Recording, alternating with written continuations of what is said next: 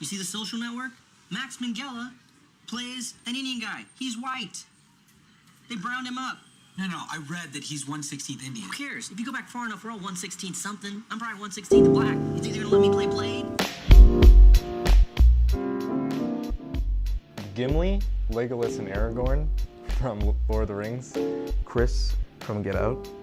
Chris wasn't a two-dimensional character. They gave him depth, which you don't really see often. I really can understand how he feels, like what he's going through throughout the movie.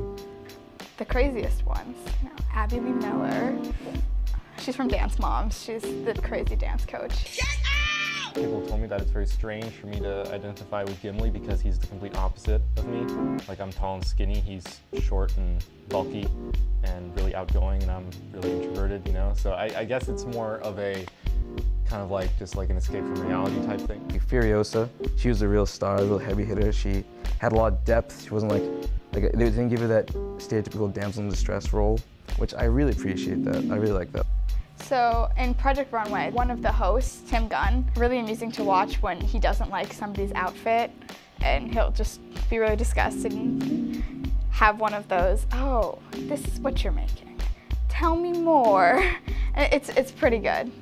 Avoid any reference to Minnie Mouse. As a kid, I remember oftentimes in cartoons or in TV shows, the black character had a very, they spoke a lot of slang, stereotypical slang and whatnot.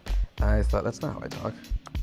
Siri? Yes, Rollo. Can I talk to Black Siri? I am Black Siri. Really? You don't sound... Oh, yeah? How am I supposed to sound? I don't talk like that. If that's supposed to represent me and my people, why is it always the same blueprint for the character? I never understood. It was very confusing for me as a kid. Especially because my mother was an English teacher, so you speak proper English all the time.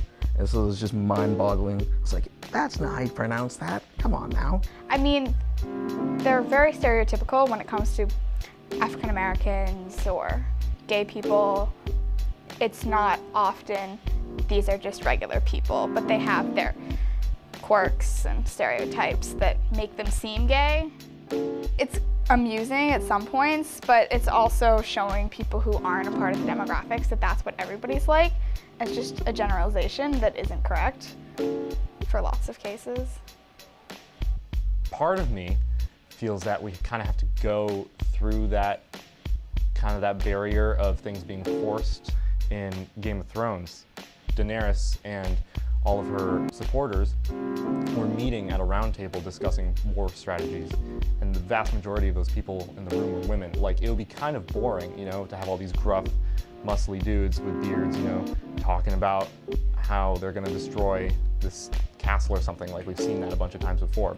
It makes it far more interesting, and it's also progressive in its own right. And seeing more recent films where people that are of Black African American descent are portrayed better, it's really empowering. When I was watching Captain America Civil War, I saw T'Challa, the Black Panther.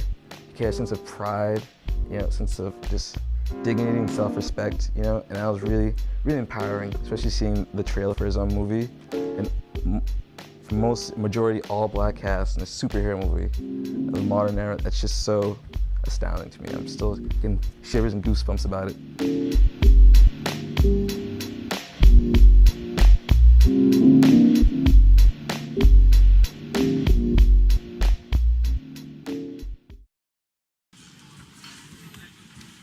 I'm sorry, man. I'm experiencing a lot of emotions right now.